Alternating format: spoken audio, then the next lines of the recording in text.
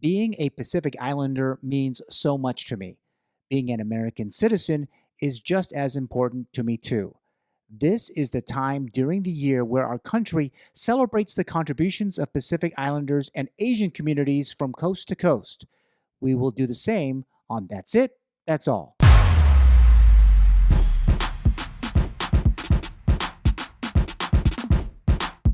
You are listening to That's It, That's All with Eulogio Gumataotao.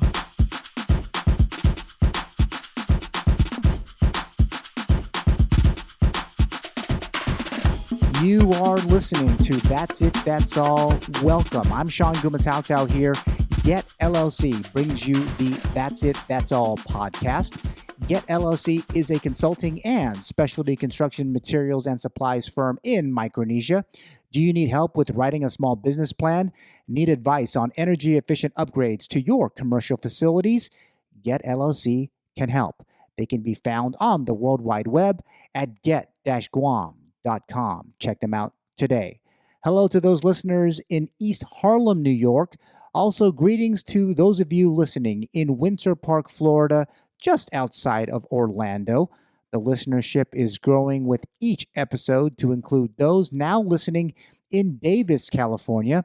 Can't forget the listeners across my island home, especially those down the road in Mauricio. Half a day to you all. That's It, That's All is designed to keep you company as you go from one end of Paradise, Guam to the other. Remember to download the podcast for your next road trip, that next run or walk on the park and beach paths near and far, or as part of your morning, afternoon, or evening routine, or in front of your desktop and or laptop computers. Thank you, thank you, thank you to redcircle.com in distributing the podcast on Spotify, Apple Podcast, Stitcher, and Amazon Music. You can find That's It, That's All on iHeartRadio and Pandora. Like, subscribe, or follow this podcast right now on your favorite podcast app. Click those buttons right now. This story begins in 1977. Perhaps it should have begun much sooner than that. It took a House and a Senate resolution to create Public Law 95-419. The date was October 5th, 1978. The will of the U.S. Congress directed the President of the United States to proclaim 1 week each year beginning on May 4th, 1979, bringing the American family together to celebrate the heritage of Asian and Pacific Americans nationwide. Growing up in San Leandro, California at that time brings with it a unique perspective of this annual event.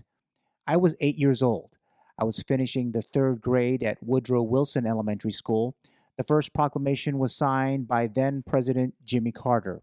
I remember how the teachers at my school put up posters marking the historic event. I remember how the Asians and other islanders at my school looked at those posters with great pride.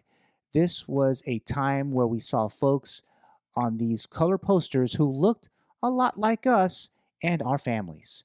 I remember one of the local television stations, KTVU TV Channel 2, based in Oakland at the time, featured the accomplishments of Asians and Pacific Islanders at that time. I used to watch the TV news every single night, then with my mom and dad to better understand what was happening around the area and the world. This particular station stands out as they were really the only ones who pushed out great stories of local Asians and Islanders contributing to the greater society of the Bay Area of the time. Historic programming for that time. Each year after that, I would see the glossy posters, watch the news stories, see the faces of those Asians and Islanders who did so much to advance the profile of this important part of the American family.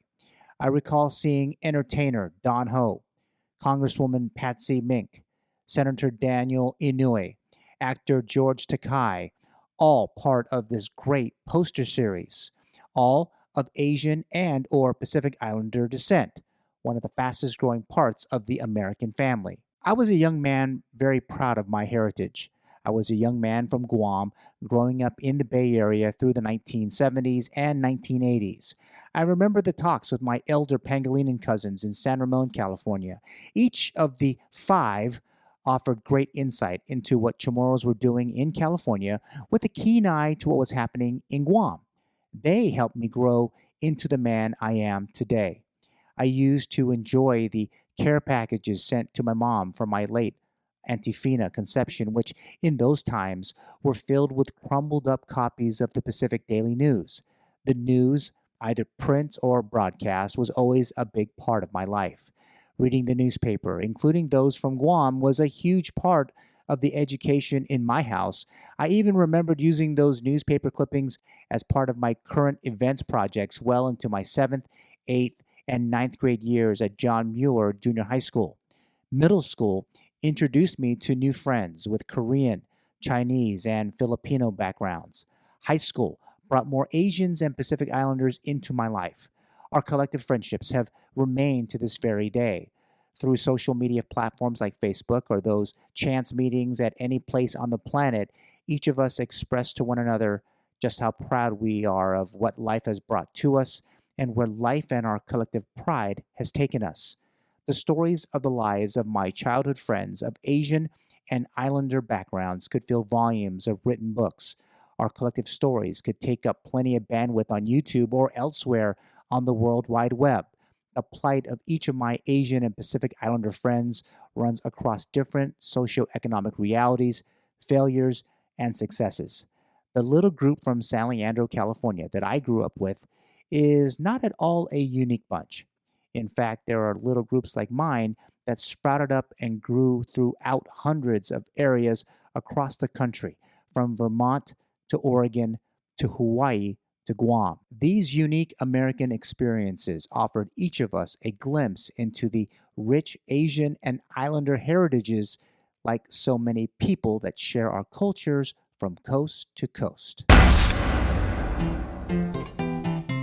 This podcast is sponsored by Get LLC, a consulting and specialty construction materials and supplies firm.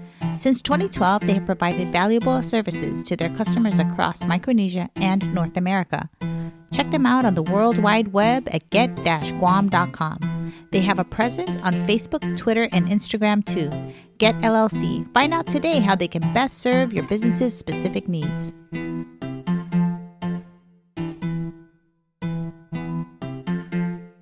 The U.S. Census Bureau estimated in 2018 that 22.6 million Asians and 1.6 million Native Hawaiian or other Pacific Islanders called America home. 53.9% and 24.4% of Asians and Islanders, respectively, held college degrees. The 2016 annual survey of entrepreneurs reported this group accounted for nearly 560,000 small businesses in America combined. As of the recording of this podcast, there are plenty of folks in America who are taking the time to talk up the contributions of Asian and Pacific Islanders to the building of our great country. To start, the day, May 7, has great significance. The first documented Japanese immigrant arrived to the United States on May 7, 1843. The National Endowment of the Humanities recalled the story of a boy named Manjiro.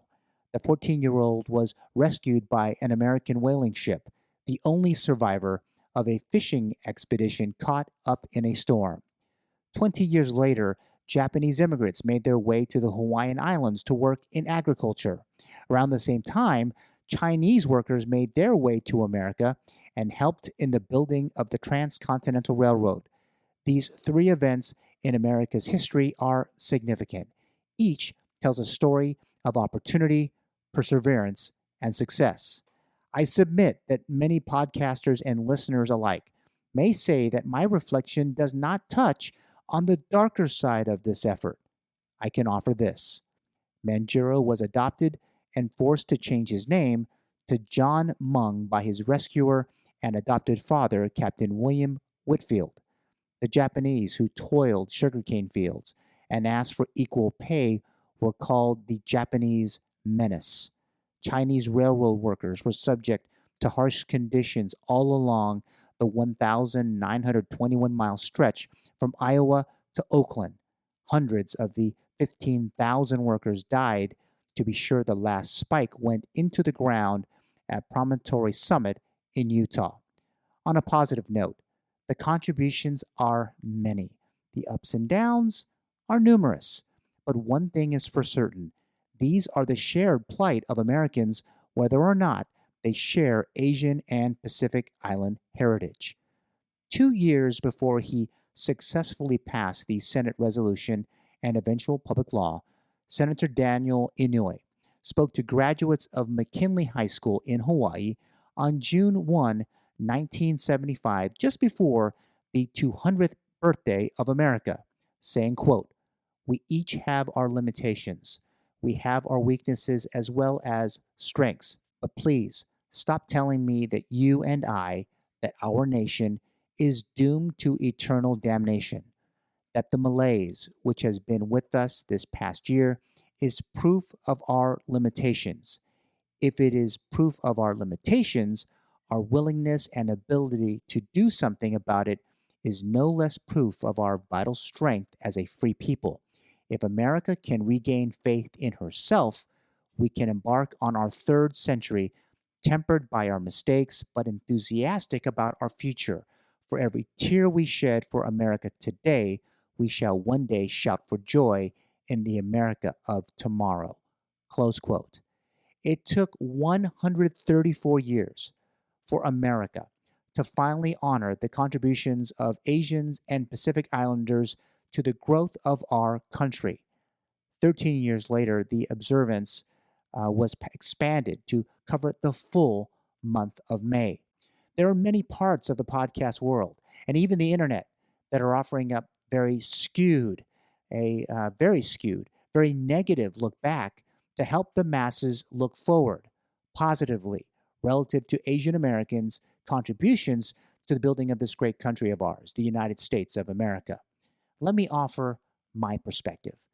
The contributions of Asian Americans in my lifetime that I got to witness with my very own eyes are significant. What many brought to my neck of the woods was this collectivist culture that wasn't seen by too many people there in the Bay Area in California. In fact, many non-Asians who were introduced to it really found it hard to truly understand the why of it all. The collectivist culture is this focus on achieving group goals. South American and Middle Eastern cultures join Asians as sharing this important trait with their respective cultures. Collectivist cultures teach members the importance of group values, such as compassion and tradition. While the hometown I grew up in was largely Portuguese, there were plenty of Asian families who called San Leandro home. I saw compassion by the Asian store owners in the Marina, Davis, and Washington Manor areas of the city who tolerated plenty of crazy at risk kids hoping to be a great example and, well, not rip off their establishments. I worked at the local Mountain Mike's Pizza restaurant. Mr. Tong Louie was the owner at the time, a hard working man, always early, stayed late, great with his customers, striving for a great product. He always made sure I was doing good in school and appreciated that I worked summers and breaks ahead of going off to college. I know that he was very proud of me for doing that specific act. I witnessed plenty of tradition from my Filipino friends: hardworking, no nonsense. Education was key in their houses, and college to them was the only option for success in America. There is also a strong emphasis placed on group goals by Asian Americans nationwide, surely a carryover from the great societies that their families had come from. When studying for physics tests my senior year, I was always nudged along by my Asian lab partners.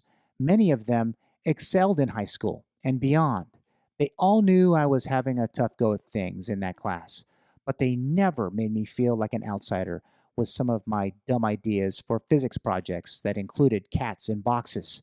A chuckle, but never a cold remark or elite view of my crazy ideas in those classes. The Asian Americans who I saw each day used the time to remind us all that as members of at least my class at San Leandro High, we were all responsible for the welfare of the entire group. Bottom line, it is this interest in the group that prevails over the interest of the individual. Also, there was much more harmonious and cooperative communications and interdependence with this special group of American citizens. As a Chamorro young man going to college in Central California, my time in the Cal State system introduced me to young Asian men and women who would use the experiences in Kern County to take them all over the world and in professions that I was surprised to learn later was all started and inspired by their attendance at Cal State Bakersfield. A couple of my Asian classmates went on to be doctors. Not that I didn't have high school classmates of Asian descent who did that. Frankly, there were quite a few who earned their doctorates. But just the idea of being in the middle of the Golden State and seeing and doing things with these special Asian American students on such a small campus in the largest college system in America is truly remarkable. This podcast is sponsored by Get LLC, a consulting and specialty construction materials and supplies firm. Since 2012, they have provided valuable services to their customers across Micronesia and North America. Check them out on the World Wide Web at get-guam.com. They have a presence on Facebook, Twitter, and Instagram too. Get LLC. Find out today how they can best serve your business's specific needs.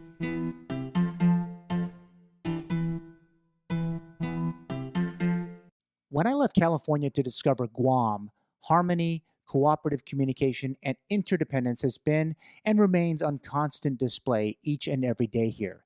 Since 1994, I would see harmony in the work done between all the Korean store owners to serve island customers from Jigo to Talafofo.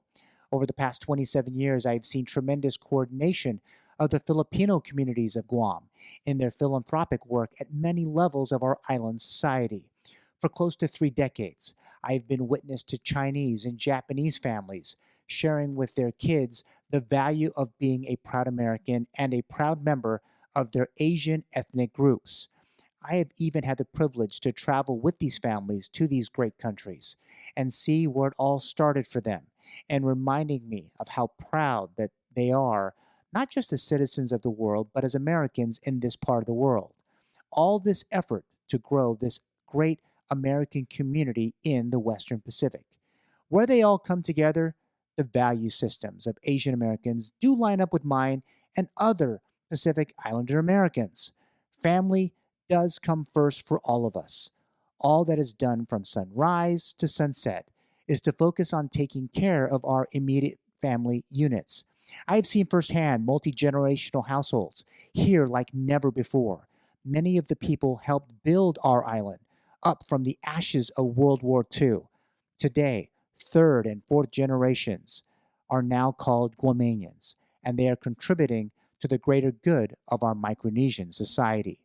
Our collective identity, each Taiwanese, Thai, and Indian member of Guam society does their part to be a part of our familia. In fact, they are adopted sons and daughters of many Chamorro families. It is fair to say that good relations are not too hard to find in Guam. A brilliant young journalist from the CNMI, Thomas Manglotnya, tweeted this past week, quote, "A lot of AAPI Heritage Month features of journalists are leaving out Pacific Islanders," close quote. He then used the social media platform to celebrate Pacific women in media that he looks up to, including my longtime friend at KUAM, Sabrina Salas Matanani. With that said, Pacific Islanders do at times get the short end of this particular celebration each and every year. I'm biased. I've met so many fantastic people from the islands who have given so much for their love of America and their respective island homes too. Many of them are now spread all across the world. The names will be forever etched in my mind. I want to share with you all one more reflection from my experiences growing up in the Bay Area in the 1970s and 80s. There were only a handful of Islander families in our little suburb of Oakland, California. I looked up to the Samoan families in San Leandro, some of the best athletes of California to ever grace football, baseball, and softball fields in the East Bay. And Northern California, if I could be so bold, a small group of Saipan kids grew up down the road from me off of Hollyhock Drive in the Halcyon area of the city. I learned later that during my service to the governor of Guam, that many of those kids were kids of former governors of the CNMI and cabinet members of those first governors of the Northern Mariana Islands. I cannot forget to mention my Hawaiian classmates. They were the ones who brought together all the island kids in San Leandro. It was kind of like a kinship when we got together. My younger brothers were also immersed with these fantastic Pacific Islander Americans, paddling in the cold waters of the Oakland estuary or the barbecues in their backyards are still being talked about or attempting to be replicated to this very day. It wasn't until I left the Bay Area that I was able to visit the places and the people who had influenced my youth. Visiting Hawaii and American Samoa for shorter and longer term visits would cement not only my love for the Polynesian culture, but admiration of the many Americans of these two great communities who influenced my life in such a positive way. Every day, we should bring the American family together to celebrate the heritage of Asian and Pacific Americans everywhere. If we can't, then maybe this podcast each week can fill that need. That's it. That's all. If you enjoyed this podcast, download, press subscribe, or follow us right now. More great content is on the way. Talk to you soon.